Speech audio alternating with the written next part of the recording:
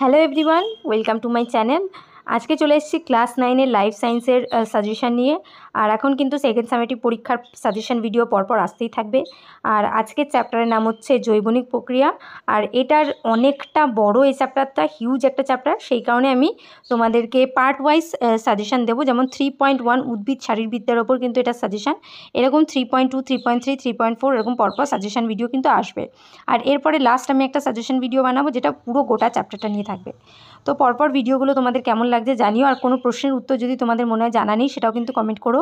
আর যদি মনে করো যে এই প্রশ্নগুলোর উত্তর তোমরা সম্পূর্ণ ভিডিও দেখতে চাইছো বড় ভিডিওতে, তাহলে সেটাও কমেন্ট করে জানিও, তাহলে সেটাও কিন্তু আমি তোমাদেরকে বলে দেবো।